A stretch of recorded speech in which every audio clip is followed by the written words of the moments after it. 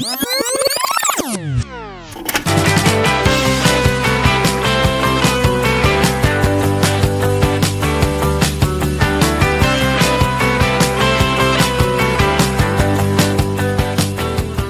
everyone, to I Have Some Recs, the bonus content with recommendations from us, the hosts of I Have Some Notes. I'm Liam. I'm Scott.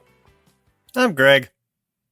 And we have some recommendations for you. Just other cool media, movies, TV, what have you, that we've watched that we wanted to recommend. Use our platform to spread the good word. So, Scott, you want to kick us off? Sure. I've been watching TV lately. And I have kind of two, because it's the two things that Anita and I have been watching. The first is for something new. The Fallout series on Amazon is great. We watched the first season, obviously. Season 2, at time of recording, I think the last episode of season 2 just landed, so you can binge both if you haven't watched it.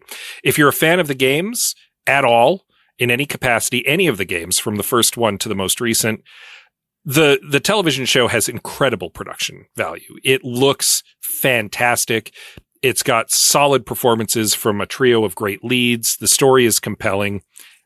Check it out. If you're a fan of Fallout, check it out. If you're not a fan of Fallout, but you're curious, also check it out. It's some fun post-apocalyptic nonsense. It's great.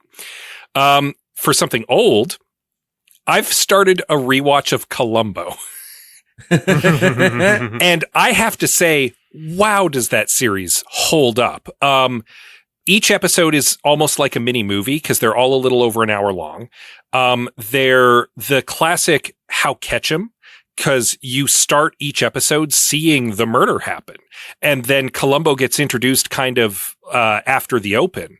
And then it becomes a battle of wits between this seemingly bumbling detective and usually this affluent, intelligent, well-heeled villain. Who's not even necessarily always a villain either. Some of them are quite sympathetic, but obviously cool motive, still murder. And it's so compelling to watch, and it's so fun to watch Columbo put together the pieces and to figure out, like, oh, when did he know this? When did he notice this little clue? Like, it's a great series. It's an all-timer classic mystery series. If you've never watched Columbo, treat yourself, because it absolutely holds up. So there's my two. Where are you watching it? I am watching it on a friend's Plex server where he has all seasons available to watch. It is available for rent on some streaming services, but I don't think it's available to stream anywhere for free right now. So admittedly, a little harder to get in touch with, but if you have the ability to rewatch Columbo, seek it out. Didn't mean to put you on the spot. I was just like, oh, where can I find that? Alas, not available for free at the moment. Unless you're lucky and you know a guy like I do. Greg, what's floating your boat lately? Well, we recently threw on The Fall Guy as just something to keep us entertained during the evening. And I was struck by how good this movie is. Like, it's kind of as close to a timeless action classic that I can think of in the modern era, even though this is still technically like a remake of is The Fall Guy a 70s show? I don't really recall. I think so. Yeah. Somewhere around there. But like Emily Blunt and Ryan Gosling are both fantastic and have great chemistry. I think just like hanging the whole thing off of Jilted Love, and then there's also this mystery going on at the same time. It feels like a TV like a movie of the week kind of thing in the best possible way. And of course, like there's just like, it's also a massive love letter to, stunt performing. And yeah, I quite liked it. So highly recommend that. The other thing I've been watching recently is a lot of, Game Changer on Dropout TV. If you don't know what this is, it is a game show where the conceit is that the game changes every episode, which sounds like an absolute nightmare of a show to produce, to be honest with you. And they always have to keep trying to one up each other. The only thing that really remains consistent between episodes is that 3 comedians are the contestants. And of course, Sam Reich is the host. To clarify as well, the 3 comedians don't know what game they're playing when they first come out. They have to figure out the game as they're going. Yeah. And it's wonderful to watch it from the beginning and see the show evolve and like continually get more and more. I don't want to say extreme, but just like there's an underlying theme of like, I don't know, torture in a way for some of these episodes. Like how can Sam Reich put his friends through hell, and that part of it is really fun. So yeah, I can't recommend it. There's tons of good stuff on Dropout TV if you're not on it. If you're looking for something that is like a really nice escape from everything that's going on, it's great. And keep yourself I highly recommend just like giving yourself that space. You know, like, yes, a lot of horrible things are happening. It is a form of resistance to give yourself that space and give yourself that time. So treat yourself to that. Right on.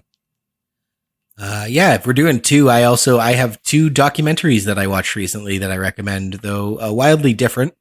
The first one is called Secret Mall Apartment, and it's a documentary, but it's I know I'm having such a hard time describing the word documentary. It's a documentary. It's just good that the people who did this had the foresight to record themselves doing it so that a documentary could be made about it 20 years later, I guess is sort of why I was stumbling. But basically it's about creative, artistic type people who live in a certain neighborhood that got boxed out by a big obnoxious mall.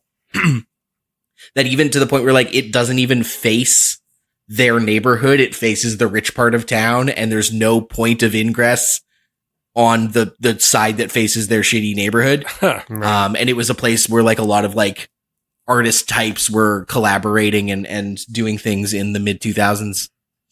And they find a way they sneak into the mall and they find a disused space that no one really knows is there, and start loading furniture in, start installing doors. They bring cinder blocks and build an extra obscuring wall to really make it quite hidden.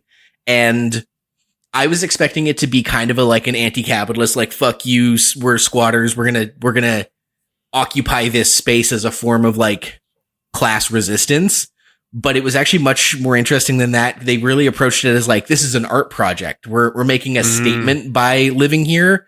And the act of every new edition we make, like they figure out how to get mail delivered. They figure out, they're like, how many different ways can we reclaim this space to make it actually habitable?